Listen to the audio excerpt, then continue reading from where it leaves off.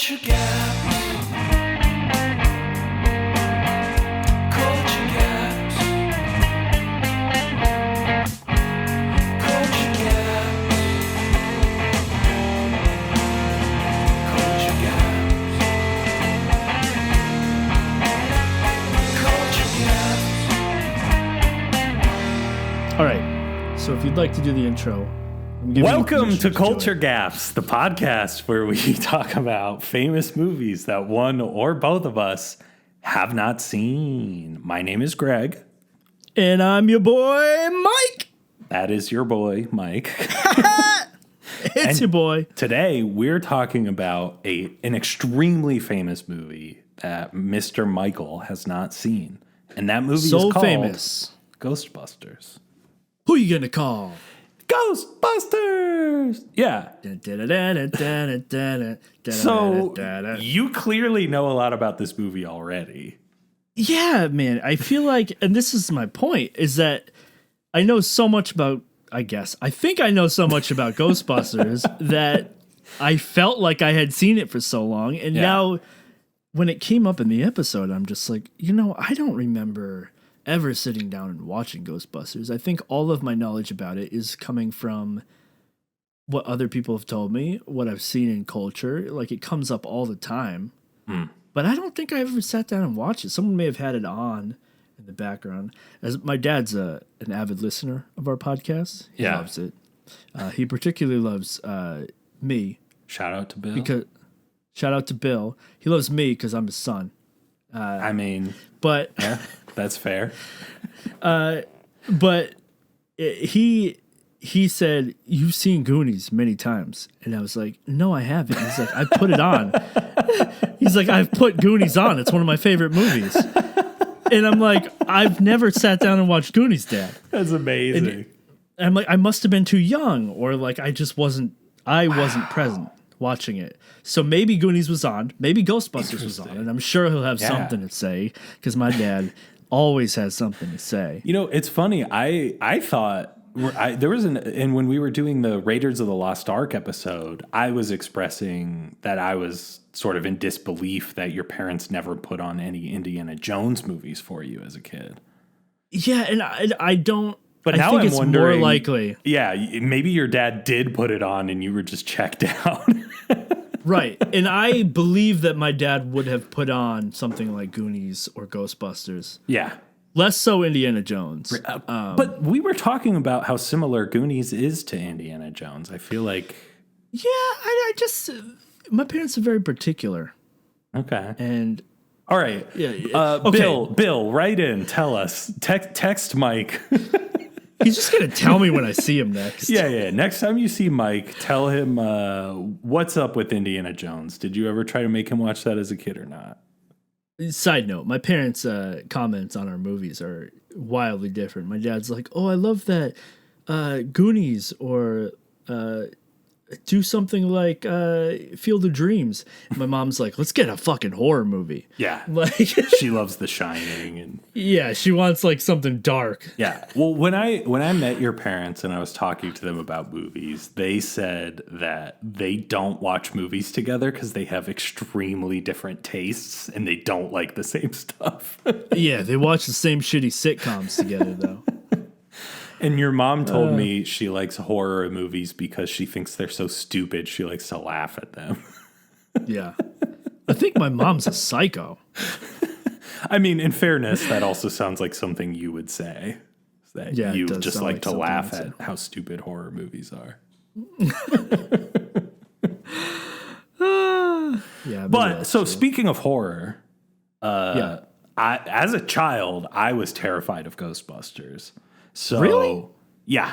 As a kid, as an adult, you won't find it scary at all. But let me tell you, ghosts. Yeah. Let's talk ghosts because ghosts are in this movie. I'm assuming. Yeah. I've never been scared of ghosts as a child growing up, right? Because they're just not real, right? I'm a kid who figured out Santa wasn't. Oh, spoiler again! That Santa wasn't real. Very early on when I noticed that the boxes he chose were boxes that I've seen before, or wrapping paper that I've seen before. I deduce No, that Santa very just quickly. Santa does his shopping at your local stores. And I noticed when I dug deeper and found Santa's presents in my parents' closet Yeah. before Christmas, he doesn't just drop them off early. Yeah, I mean, you're describing this like you are like some, like skeptic who's like, way ahead of your peers or whatever. But you just like discovered some presents in your closet and you were like, oh, this is all fake. I was 6, man. I was ahead of it. Okay. Yeah. But ghosts are just, they're not fucking real people. Ghosts aren't real. They're not real people. Wow. No. And okay. You're just and writing off ghosts like that? Ghosts Yeah. aren't real people? Jesus. Yeah, I am incorporeal phobic. I don't know what you would call it. Yeah. But Don't buy into wait, I'm not, because I'm not afraid of incorporeal. ghosts. Yeah. Because even if ghosts were real, Mm-hmm. the whole thing about ghosts is that they're incorporeal. Like they just will go through you. Like who cares? Ghosts aren't scary as a concept to me, and they never have been until Yeah. Haunting a Hill House. Now I'm terrified of fucking ghosts.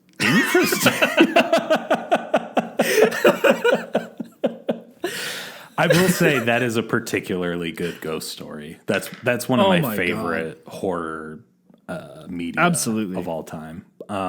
That's the kind of horror that makes me actually love horror. I've got some. sure. I've got a lot of recommendations for you then, because I totally agree. That's the kind of horror I respond to. It has to have a point. That's my whole thing. It's just like I like when someone uses the genre of horror to make a point about something. Oh yeah.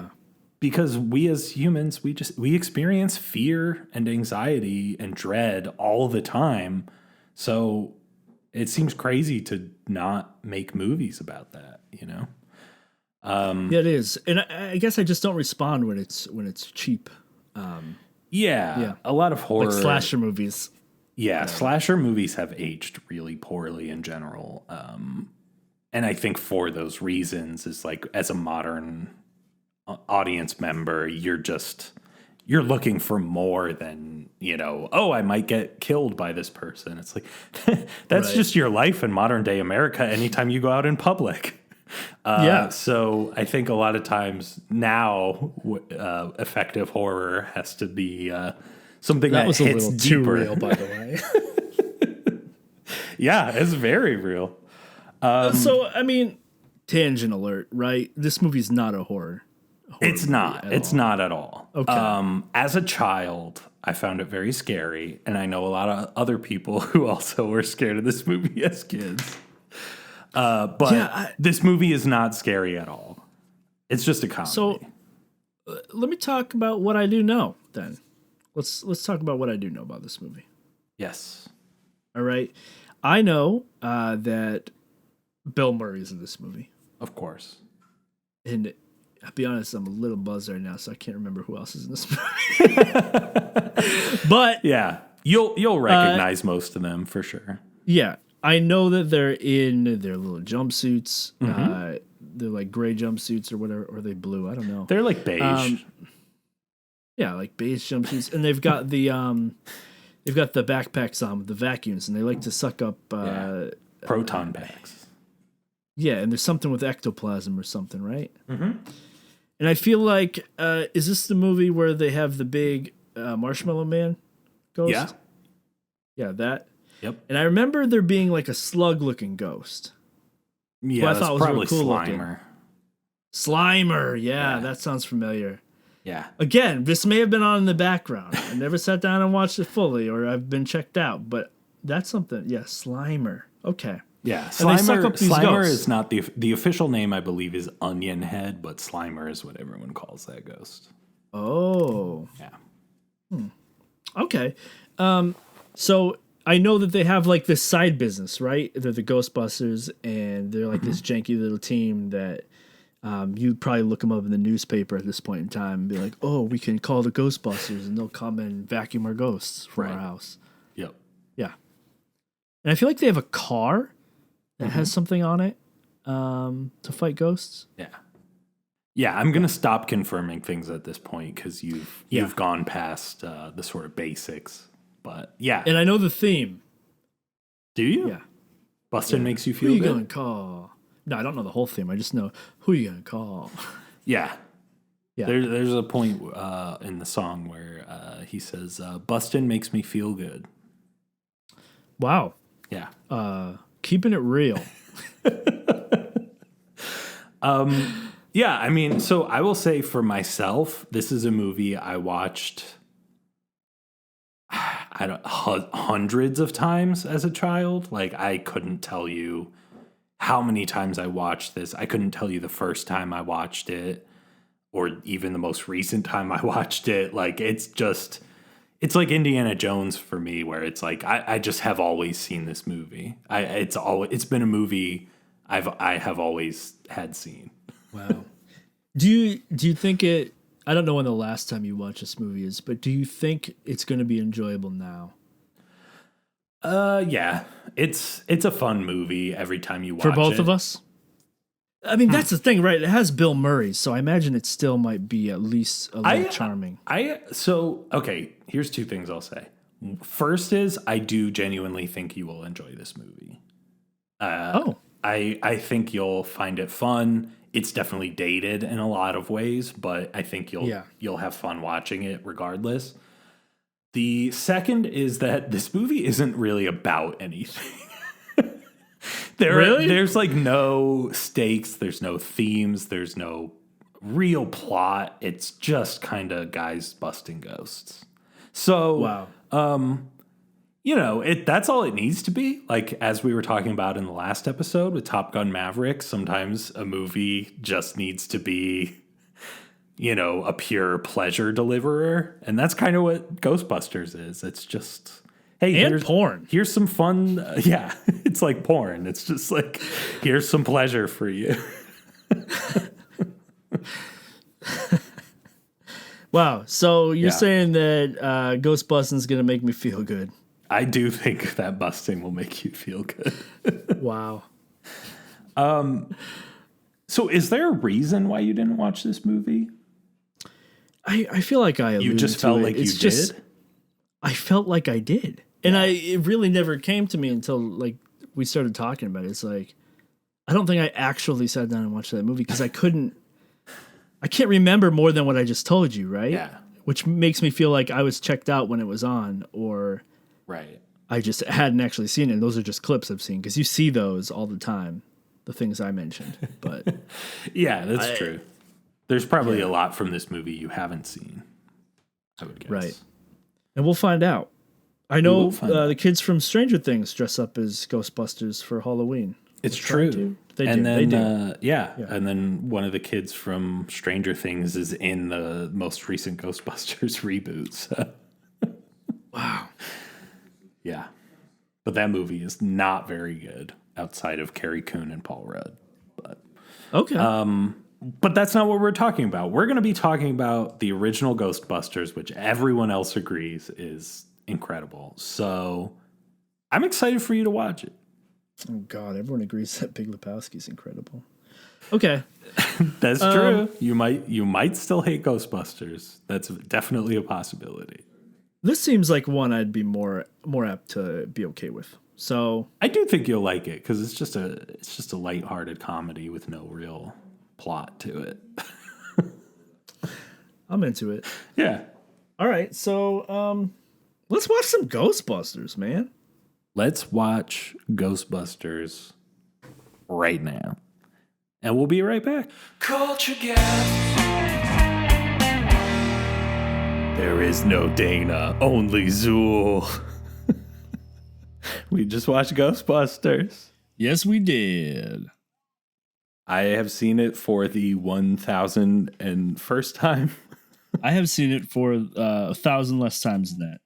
Yeah. The first time. Just the first. No, actually, let me back that up.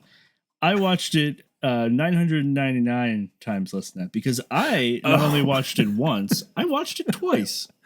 Wow, you loved it so much you had to go back and rewatch immediately. Quite the opposite, actually. So here's the thing. I knew a lot about Ghostbusters coming into I didn't know a lot about the actual movie, just about the theme of Ghostbusters, right? The lore. the lore, setting. the setting, the general aesthetic, the theme song, you know. Yeah. My expectations going into it were it's going to be all that, but I didn't know what the actual movie would be. Right. And when I watched it, I sat down and watched it the first time. I could not get into it at all. Wow, really? Yeah. So I assumed that maybe it wasn't the movie's fault. Maybe it was my fault, and I needed to rewatch it a second time because I was like, this seems like a movie I should like. So why don't I rewatch it? Wait, did you watch it all the way through the first time? Yes. Wow. Watched it through twice. I did look away the first time through, got distracted because I was honestly very bored. Yeah. Second time.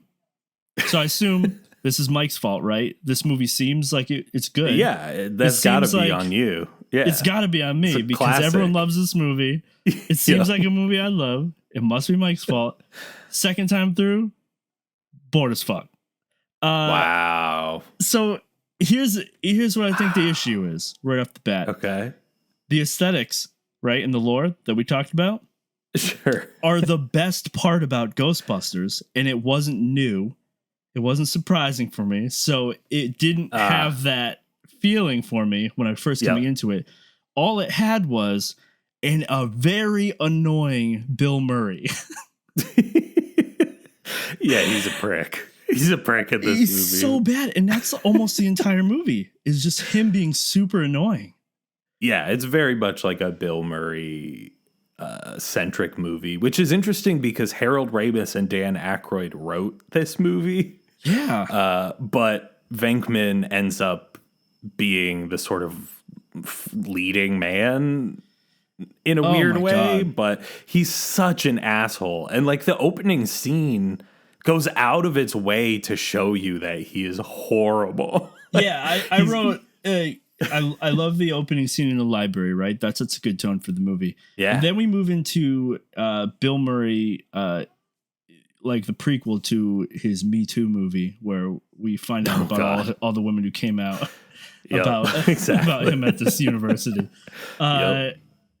No, he was sketchy. He's the kind of person that you just avoid. Like, he's awful. And I guess they just use him too much in the movie. It's like you said, it's too Bill Murray centered for it to be digestible. That's fair. I mean, I've seen this movie a million times since I was like too young to remember the first time I saw it. So for me, I know it all, so it doesn't register on that level. But yeah, like I think the movie knows that Venkman is horrible, obviously. Like it's going out of its way to show you that he's terrible. But I do think you're right that the movie just gives you too much of him as well, where it's like, oh, isn't he like a fun rapscallion? And you're like, well, maybe if he was just doled out in small doses, but throughout the course of the movie, he just becomes kind of awful. He's the weird guy at work that you avoid talking to, so no one else thinks you're associated with them. But yeah, I think that's in line with what the movie's trying to do, though. Like he's this parapsychology professor who's like a pariah even at the university where he works. Like, oh yeah, for sure, people do hate him. Yeah, it makes sense. It fits. It's just unbearable to watch. Yeah. It gets so sickening. I really can't argue with that because I kind of agree, even if this movie doesn't register on that level for me. This is honestly a big disappointment for me because I thought I would really like this movie based on what I did know about it. And honestly, I think if I did see this when I was a kid or just a while ago, that I'd have a completely different opinion rewatching it today. Like this movie seems like it would have been great to see back then. As a kid, yeah. Yeah, but I tell you what, watching it now, it has aged in every way. And it is just not great for the first time in 2022. That's fair. Like even the humor has aged. There was very little I actually found funny with this movie, but mostly because it was Bill Murray centered, and I hated that character. But Yeah. there was some like a little bit of charming bits here and there, and it had its moments. Like I loved Rick Moranis's parts in it. I didn't know he was in this, but I loved every single part he was in. I thought that was hilarious. I agree. I wrote down Rick Moranis does such a weird performance in this movie. It's like magnetic. This was, I think, one of his breakout roles, if not the breakout role for him. Yeah.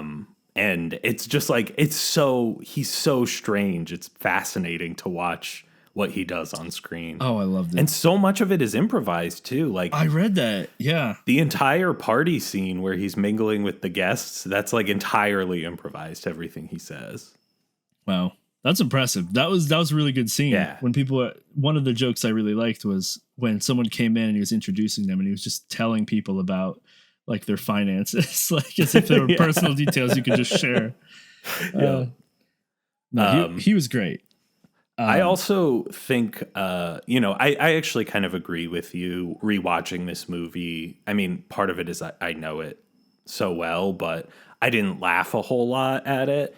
But there were a couple moments that got me, and I think a lot of them were Harold Ramis as well. I thought he was great as Egon.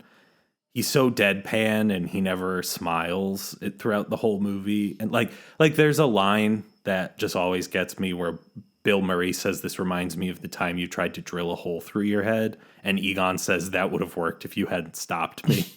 Yeah, those aren't like laugh out loud moments, but those are the type of things I'm talking about where I thought they were charming. And I really think it's because he and Dan Aykroyd were completely fine. They were enjoyable in this movie. Agreed. And God, I can't even remember his name now. I thought there were 4 Ghostbusters going into this, and then it turns out there's not until like halfway through the movie. Ernie Hudson shows up. Ernie Hudson shows up and is my favorite of them. Yeah, he's great because he's so like down to earth. He's just like, look, I'm just here for the paycheck. Like, I'll believe whatever you want me to. And I love that. When he came on, I was like, oh, this guy's a great addition. Agreed. No, apparently that part was originally written for Eddie Murphy. I could see that. And then when Eddie Murphy dropped out, he declined to be in the movie. They reduced the role because it was going to be that he came in a lot sooner in the movie. And then they were like, all right, he'll just come in halfway through. Damn. So that's crazy. Why he just appears out of nowhere. I don't know. It's weird. So those 2 guys were good. I don't think any of them were laugh out loud funny, but like it was fun. You know what I mean? For those parts. Just Bill Murray constantly. Bill Murray.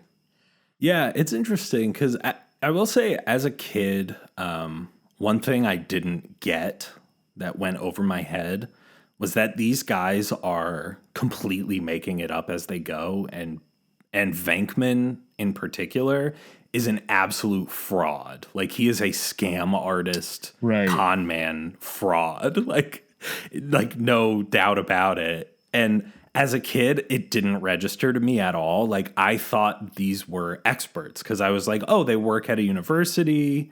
They have PhDs. So like Venkman walking through Dana's apartment with that like squeezy pump, just pretending to look at things, but really he's stooping through her stuff. As a kid, I thought he was a legitimate scientist actually taking measurements of her apartment. Yeah, and I think that's part of the appeal to this is that if you're a kid watching this, you love all those little like science fiction ghost things. Right. But then as an adult, I'm like, oh, he doesn't even believe in this supernatural stuff. He's just using this as an excuse to like invade a woman's privacy because he wants to hit on her. And you're like, wow, he's a sleazebag. I know. Way to maverick that one. Man, actually, but yeah, I think this movie does appeal to kids in that way. Like I think watching this movie as a kid, you would have liked it more because I think a lot of the Bill Murray stuff would have gone over your head in a way. Yeah. Or even when I was younger, I probably would have found all the Bill Murray stuff more funny. That's also true because as a kid, you're just like, oh, he's it's just scallywag. he is what they're trying to make him. But now it's just Right. a little obnoxious. Actually, Agreed. you mentioned how they're all just trying to kind of fake their way. Ernie Hudson, is that his character's name or his actor's name? No, that's the actor's name. What's the character's name? Winston? Yeah. Winston Zeddemore. So Winston had no, it wasn't Winston actually. This is all irrelevant. He had another quote I liked. My favorite quote was actually I think Dan Aykroyd said it, his character. Was when he said, "I worked in the private sector. They expect results." Yeah.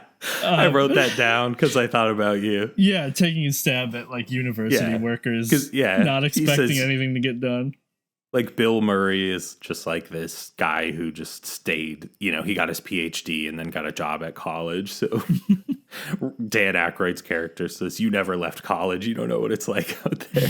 But I've been in the private sector. They expect results. Yeah. And he said the way he says results is like this unattainable thing that like you could never achieve. Not in a college setting. Yeah. That one hit home for me, to be honest. I know. I wrote that down just for you. Yeah, that's great. But I think part of what makes this movie work insofar as it does, setting aside Bill Murray, I guess. Let's set him aside. Let's do that for now so we can talk about the rest of the movie. I think part of what makes it work is that the characters are kind of like underdogs in a way. Like they're broke. They take out this like horrible loan to pay for everything. And they're just desperate. They're using proprietary equipment that seems really dangerous and could malfunction. And they really don't know if this is going to work out for them or not. So there's part of you that just roots for them out of instinct because they're kind of set up to fail from the start. And I think it's like they have this kind of scrappy feel to them, the Ghostbusters, that makes you want to like root for them. I do. Yeah, that's part of the aesthetic that I think is good. That and all the science fiction bits. There's a moment where they go through that and they do the montage to the theme, which is like one of the best like movie themes ever. It's great, even though I don't care for the movie that much. It's Bustin' makes me feel good. Yeah, that's such a good montage. You see the car, which is great. It looks awesome. Yeah, the old timey ambulance. Yeah, that weird siren. Or anytime they did like those little commercials, that was good. Yeah, we're ready to believe you. Yeah, had a very Wayne's World feel to me. Yeah, this was before Wayne's World, but not in my watching experience. So that's what matters here. Yeah. And I'm wondering why I know so much about the Ghostbusters aesthetic when I said I haven't seen any Ghostbusters stuff. Right. And I don't think that's true. I think I have seen a cartoon of the Ghostbusters when I was a kid. Yep. And because I remember a cartoon Slimer. That's why I remember that guy so much. Not as this animated thing. I remember him as a cartoon. Interesting. Yeah. So there was a cartoon. So one thing I read that I thought was interesting is that this movie was very much intended for adults, and then unexpectedly kids loved it. Oh yeah, and so they immediately decided to capitalize on that instead because they were like, well, children are huge money makers. Toys, man. Yeah, exactly. So they immediately launched an animated series. So that is probably what you're remembering because I think that aired probably around the time you were, born. So you probably watched it as a young child and absorbed that stuff. But yeah, I never watched the animated series. I've heard people love it, though. I don't remember it at all. I just remember, I must have been so young because I remember just brief, shots of it in my mind. You know how you remember, certain visual things and that's it. But I'm like, I have to know Ghostbusters from somewhere other than people talking about it, right? But that must have been it. Yeah, I'm sure you've also seen clips and references and parodies and all that kind of stuff. Oh yeah, man, I'm disappointed. You're disappointed in the movie? Yes. Or I expected a lot more. Did you? Okay, now even setting aside Bill Murray. Setting aside Bill Murray, no, yeah, there's still you issues. Still expected more. Okay, I expected it to be more fun. I don't know. It felt like interesting, or something was going on. And I know you warned me ahead of time, Mike. This is just a lot of things happening, and maybe I just don't like that in movies because I guess that's why I didn't like Friday, but. Like you said, I liked Clerks, but I just whenever I watch these movies now, I'm just like I don't. You mean that there's it's not about anything. It's kind of just a series of events that climax and wrap up. That's what you mean. If I don't find the stuff funny that's happening, and there's no like real storyline to follow, then it's just like, what am I doing? And that's kind of like what I felt. Like this isn't fun. This isn't funny. Like there's no story. Things were happening. I'm like, they're just doing Ghostbusters. That's all I'm. You didn't like the ghost blowjob that Ray gets? That was weird. That was very formative for young Gregg. Really? Yeah, Dan Aykroyd is thick in this movie, and the ghost unzip his pants, and you see those tighty whities under there. Young Gregg was like, "Whoa, tighty whities!" Man, I was going to use it towards our argument, but these guys are just nerds in this movie. So it's true. Yeah, that's interesting though. I feel like, but I don't know. I had fun with rewatching this movie, but I wonder if that's because I had fun watching it as a kid. Right, and this is what I keep getting back to is that I don't think this movie's bad. I just didn't enjoy it. Right? Like I think I would have loved this movie, and I understand why people love this movie. It's just the situation.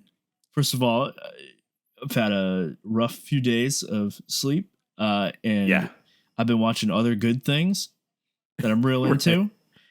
And then this comes along, and I'm not into it. Like I gave it a second try because I believe it is better than I experienced, and I understand why people love it. It's just I don't get to feel that love now, and I'm kind of sad.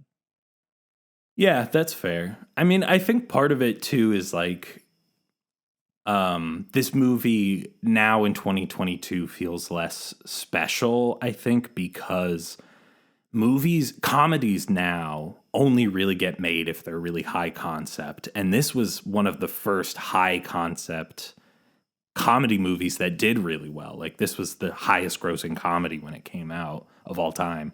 And it's this like big science fiction crazy ghost story with like this giant marshmallow man and stuff. And for a comedy in the 80s, that was crazy.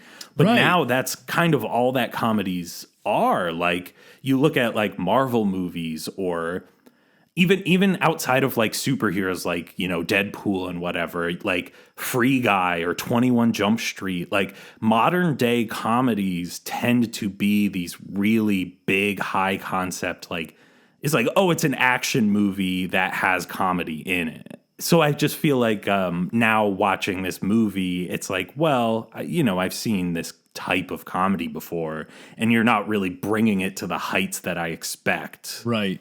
And I also think, because I don't think a lot of the comedies you're naming are particularly great. I like 21 Jump Street. I don't know if I'm super into comedy movies now. And I feel like it's because it's the medium. Like I feel like I need more time with characters for situational humor to come up. You know what I mean? So that's why I kind of turned to TV comedy or like situational comedies. Yeah. Sitcoms. No, not sitcoms. Let me back that up. I just mean more context or like character sitcoms. Developments. I do like some sitcoms, but I mean single camera sitcoms, not the in front of a studio audience. No, in front of a studio audience only. I need a laugh track. Yeah, CBS sitcoms only. Yeah. You need to be told when to laugh. Oh man. Yeah, I just feel like more time with characters makes things more funny. And I feel like TV has kind of ruined going back and watching a lot of comedies for the first time. Because I haven't really liked many comedies that we go back and watch unless I've already seen it before. Right. Yeah. That's true. I guess that's been true for me too. The only exception is A League of Their Own for both of us. Oh, that is a comedy. That really holds up. That movie has so much more than comedy, though. So it's true. Yeah. It's true. But that kind of goes back to like what I always say is that I think comedy has more impact when you've like gone through drama with the characters as well. Like I think you have to form a bond with a character before you're willing to laugh with them. That's what I'm saying. Feel like I feel like when you see a character go through adversity or like deal with something dramatic, then you're more likely to laugh with them when something comedic happens. Yeah. And movies just have less time to do that now, especially because of these high concept movies where they also need to add in all this other crap. So I think one exception to that is This Is the End, which is very high concept, but they just trap the characters in a house for most of the movie. So it still feels like a hangout movie, you know? Yeah. I actually wanted to mention that movie on this episode because it had serious Ghostbusters vibes. Yeah, it's like I wrote it down because I was thinking about it. I was like, clearly that movie is very influenced by Ghostbusters. Yeah. And I think that goes back to my point, though, is that modern comedy is so influenced by this movie in a lot of negative ways, unfortunately. Where I think, people do think that they need the spectacle in the movie to sell it. Like, people aren't going to go, pay. You're not going to make $1 billion at the box office with a comedy, but you might make $1 billion at the box office with an action comedy, Yeah. Yeah, I think I read that this movie was like the highest grossing movie for the studio until Home Alone came out in 90. Which is for comedies, yeah. But I mean, I'd be real interested to experience Home Alone for the first time in 2022. See how it holds up, because right now I have real fond memories of Home Alone, but same. This movie is just man. I do think this movie at least is sort of flirting with other, like, more than just comedy, like there are times when it's very serious or kind of spooky. And as a kid, it scared the shit out of me. I use the word spooky because I don't think it's scary for an adult, but yeah, maybe. But I think it's like, but there's stuff very like serious, but but there are scenes like when Sigourney Weaver like sits down in the chair and those hands rip out of the chair and like cover her mouth and she gets dragged into the kitchen. Like, that's spooky. That's not like comedic in any way. Well, the tone of the movie made it feel a little comedic, but the fact that it is toying with all these other themes and whatnot is what makes it what I think good. It's just that I can't feel that way because I already expected all that and I knew what all of the cool like Ghost and Proton Pack, all that kind of stuff. I knew that was coming, so that wasn't new. Like, none of this was new to experience for the first time. And it's just like, okay, that's old.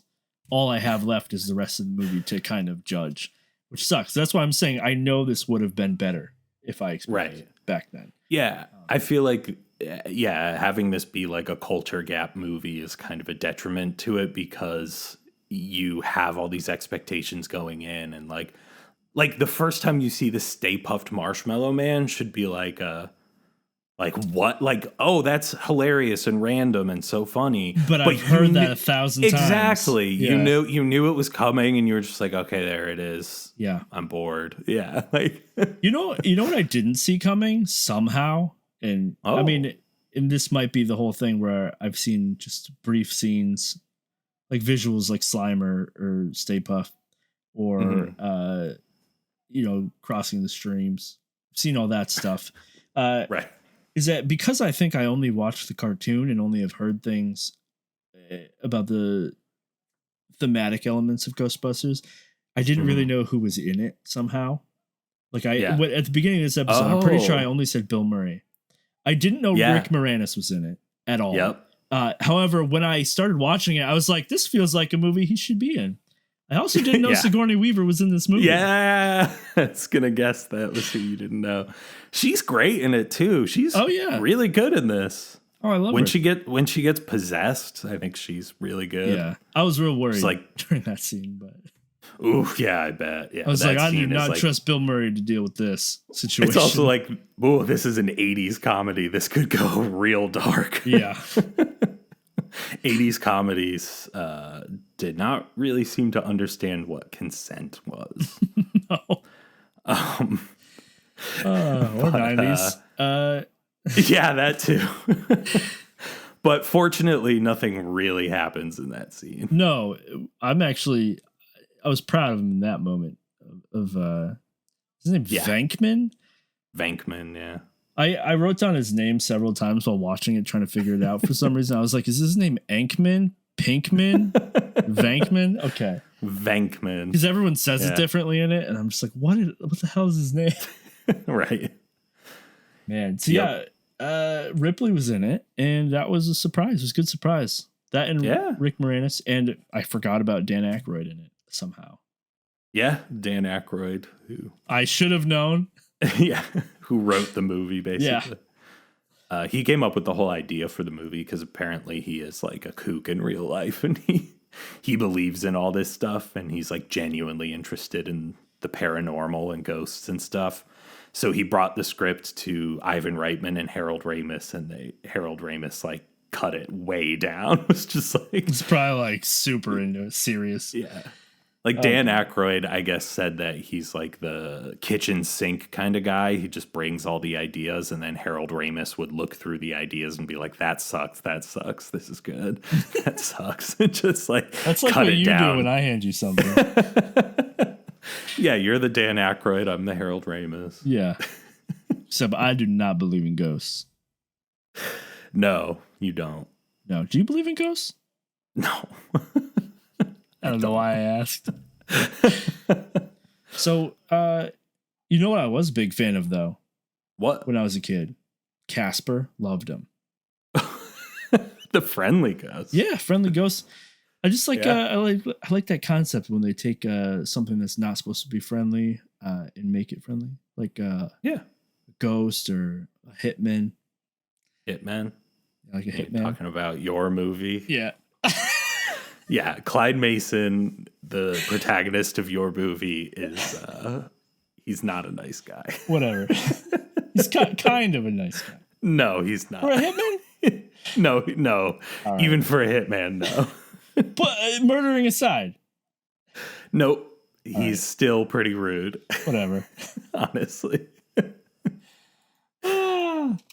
But I do think speaking of ghosts in general, I do think the ghost designs in this movie are fun because they're not just typical ghosts. It's not just like, a see-through person or like someone in a bed sheet. They're like colorful and they have weird sort of body shapes and stuff. I don't know if I agree with you. They're not really like ghosts. They're more like little imps or something. Yeah, it was kind of all over the place, really, right? There's Slimer, Onion Head, whatever the hell his name is. Yeah. And then the weird like zombie cab driver that makes no sense. But then there were all the like demon dogs and shit, like which I don't think were ghosts, but they were a huge part of the movie. No, those weren't ghosts. They're more like demigods, maybe. They also, talking about dated, look so awful now. Oh, I am sure they do, but I love the way they look because it reminds me of being a kid. Hey, like Labyrinth and Neverending Story, like Warriors of Virtue, like they don't look great by modern day standards, but you just have that nostalgia in your heart. And so when you see it, you're like, I love this shitty compositing of this horrible claymation weird dog. totally on board with that, except for the fact where you said that Warriors of Virtue doesn't. Warriors, look yeah, good. I know. As soon as I said it, I was like, Mike will never speak a bad word Well, about Warriors of Virtue. Well, because I think those costumes are legitimately good. They're okay. Yeah, no. I mean, my standard, right, for effects is always going to be Jurassic Park. So that's where I draw the line. That's your standard. That's my gold standard. Yeah. That was like a decade after this movie, though. Right. No, that's when I go back in time and I'm like, this is when they perfected. This is when they perfected, like visual effects for a movie. Because I mean, that's when CGI like started. It was really robots. Is that part that got it? But yeah, there's good. Yeah, it's a lot of robots, but there's also CG. There's a CG T-Rex. That's true. Looks pretty good for the time. Yeah. How about that dickless joke that people seem to love on the internet after looking this up? Oh, I genuinely thought that was going to be the end quote for this episode, so I was avoiding bringing it up. I would love to figure out how to write that into this episode. I thought you were just at the end of the episode going to say "This man has no dick," and that would be the end of the episode. People already know from the Wayne's World yeah, right. episode that you have no dick, but It's true. I don't know. People love it. Well, I think it's also because this movie is rated PG, and a lot of people watched it as kids, and to hear the phrase "this man has no dick" was very scandalous for a lot of children. Wow, because they didn't know that some men don't have dicks. Yeah, they were unaware of trans men. I don't think that dude's dick is Bill Murray's problem. So that's true. That's true. You say this is PG? Yeah, this movie was rated PG. No way. With all this gatekeeper, keymaster shit, and borderline rape throughout the movie. Seriously, this is PG. This is what I'm telling you, Mike. This is what I have been saying for so many episodes. Is that the PG-13 rating wasn't invented until the late 80s. And so a lot of movies from the late 70s and early 80s that are rated PG are really pushing the envelope of what you would expect, including this movie. Yeah, I'm aware. This was a honeypot. This is I was pulling it out of you. I was fishing for it, Greg. Oh boy. So I guess we should probably rate this movie. Yeah, we probably should. I mean, I've seen this movie. Yeah. So I'll give it a quick rate because I know exactly how I feel about this already. It is with a numerical value. Yep. Whole number. Yeah, no decimals. This movie is fun, in my opinion, and it's quirky and it's light, but it's not childish, and it has a kind of slacker charm to it in a weird way. And I've been watching it since I was, like 4 years old. So I really love it, even though I acknowledge there are a lot of flaws with it. I will give it an 8 out of 10. Wow. Yeah. I can see that, and I respect it. Yeah. I understand it, and I would too, right? If I had seen it back then. Yeah. However, as a newcomer, this movie was not fun at all. I watched it twice. Greg. You did. Yeah. Wasted 2 nights watching this movie. Wasted. Wow. Honestly, I feel like I gained nothing from it. I feel like I liked Ghostbusters more before I watched this movie. Damn. I don't know. I'll give it a 4. Wow. I'm not rating it on what I think it is for other people. I'm for my experience and my gut feeling. And right. I watched it twice. There's no way I'm watching this movie again. It had its moments, but it was someday. Honestly, not being able to experience some of this for the first time when I was young is a huge detriment to the movie. And yeah, sorry. Don't hate people. I understand it. It's just Yeah, that's fair. all right. Well, Greg, it's about that time where I have a little game for you. Oh, shit. As the game master of this podcast. You're the game master. It's your boy, the game master. Vince Clortha. Oh God. And last week was so fun when we did that last movie we did. Top Gun Maverick. Top Gun Maverick. That was a fun movie. That was. God, what kind of world is this where I want to watch Top Gun and not Ghostbusters? But we played a new game called Two Words, One Guess. Yeah. Where that was a good one. I give you 2 words and you give me one guess. Mm-hmm. Go from there. We're gonna play that again.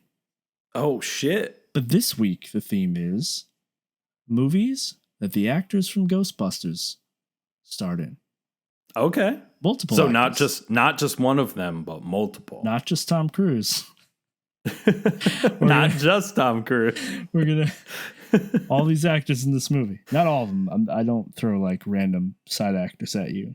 You have to guess. Okay. Cut a little shorter. You ready? Time on the clock? Time's on the clock? All right, let's do it. All right, you got 10 seconds. Here we go. Oh, shit. Okay, let's do it. All right, time's on the clock. Go. All right, what am I going to do for this first one for you? Oh, you didn't already come up with these? No, I just wanted to waste your 10 seconds. Rude. No, here we go. First one. Micro-parenting. Oh, that might be one word hyphenated. Who knows? Well, you did that with breastfeeding. Breastfeeding is one word. It's true. In the last episode. Micro-parenting.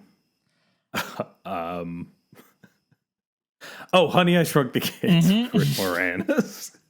It's tough because I have to run through all the actors in my head. I put 2 words, skipped one. I wrote Edge tomorrow.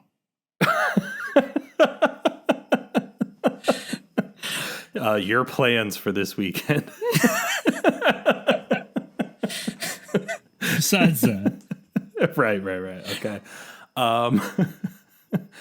Edge tomorrow. Groundhog Day. I see. Yeah. I got it now. All right. Eat this. I don't know this one. I don't know. It's a quote. Is it? Yeah, it's Aliens. I was gonna say, is that from Aliens? Yeah. So Alien or Aliens. Sorry. I thought you would go with get away from her, you bitch. I have 2 words, Greg. That's 2 words, right? Here we go. Be you bitch. This one's for you. Dysfunctional family. Royal Tenenbaums? Yeah. I wrote nothing better for this one. It's hard. I see. Nothing better. You wrote nothing better than the clue, but the clue is nothing better. Yeah. You're not gonna get this one. It's bad. It's a bad clue, but it's as good as it gets. As good as it gets? Yeah, it's as good as it gets. The Jack Nicholson movie? Yeah. What's his name's in it? Egan. Who's in that? Apparently. Oh, Harold Ramis is in that? Privilege swap.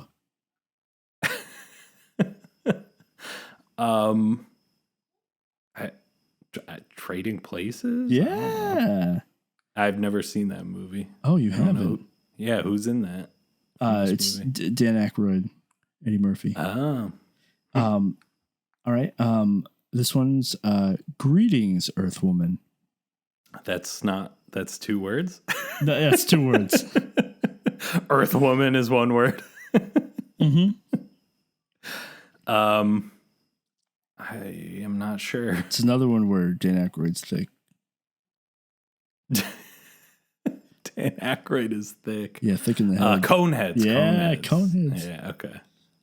It's military farce. Stripes. Yeah. I struggled with this one because I wanted to throw in a whole bunch of proper nouns that weren't related to the movie, but I just wrote blue natives. Oh, Avatar. Yeah. Sigourney Weaver's in that. Cosmic jelly. Cosmic. I don't know. It's a movie Bill Murray's in. Osmosis Jones. Also an actor that goes by the name of Michael Jordan. Space Jam? Yeah. Bill Murray is in Space Yes. Jam? Oh, I don't remember that. I watched it last week. It's not as good as I remember as a kid. Oh, I'm sure it's horrible. And then the last one I just wrote, Your Dream. My Dream? Yeah. Bear Orgy. Close. Oh. Not really. I don't know. It's a movie you love. It's a movie I love. Yep, Bill Murray. Your Dream, Greg. Think of the plot of the movie. I haven't seen it. Lost in Translation? No. The Life Aquatic? No. I don't know. I'm going to make you sit here until you get it. Okay, I'll just name every Bill Murray movie. What's your favorite Bill Murray movie? Broken Flowers, Rushmore. Rushmore. It was Rushmore? Yeah. That's my dream? Yeah, that's your dream. Wait, what part of that is my dream? Look, man, I read the plot to it. Oh, you read the whole plot? Yeah, I read the synopsis. No, you had talked about it pre-podcast. Well. Yeah. Rushmore is like me when I was a teenager. Exactly. Yeah, you were heavily influenced by this movie. Yeah, to some degree. Yeah, we'll talk about it. we'll talk about that movie. Yeah. So that might be coming up soon. So this movie's over. Yeah. That was the game too. That was the last one. Yep. Otherwise I wouldn't have made you sit there for like 10 minutes. I think I got all of those wrong. Yeah, you did much worse this time.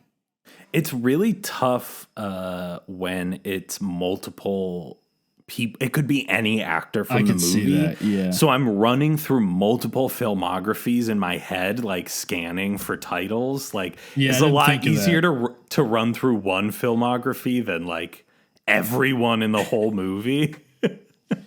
Yeah, sorry. Yeah, no, it's fine. It took me longer to come up with answers. Oh, yeah. So next time we're going to do a movie that you haven't seen. Okay. I'm into that. Because that's we usually do a pattern. Yeah. So I had to pick a movie that you haven't seen. Picked it myself. Instead of doing that, you asked your wife to choose. Yes. Gave some options. She picked one for you. Yeah. What did she pick? She picked a movie that is kind of relevant to this movie, in my opinion. Interesting. Kind of relevant to Ghosts? No. Kind of relevant to another movie we discussed, a little movie called Warriors of Virtue. And this is a movie which is kind of insane that you haven't seen. Massive culture gap. You have not seen a single Teenage Mutant Ninja Turtles movie. No, I haven't. Yeah. I've barely seen any Teenage Mutant Ninja Turtles media at all. That's insane. We probably should have done this a while ago, but I just picked them randomly. Like, I've never seen any movies. I think I've maybe seen like 3 minutes of a cartoon when I was like 8 years old, and that's maybe it. Yeah, the reason why I think it's relevant to this movie is because I think you might have to experience the same thing I just felt, where you've seen so much about the Ninja Turtles that it's not new in any way, and it misses that entire factor for you. So I'm interested to see if you feel the same way. But yeah, they're turtles. They got weapons and they eat trippy pizza. Yeah, they're heroes in a half shell. Right. Right. There's turtle power. Yep. Yeah. Also, another one that has a very memorable theme song. Yeah. Turtle power. All right. So we'll talk about it next time. Yeah. Next episode, we'll talk about it. Yep. I can't yell. Do me a favor. Can you yell I love this town. I love this town. Thank you. Culture Gap.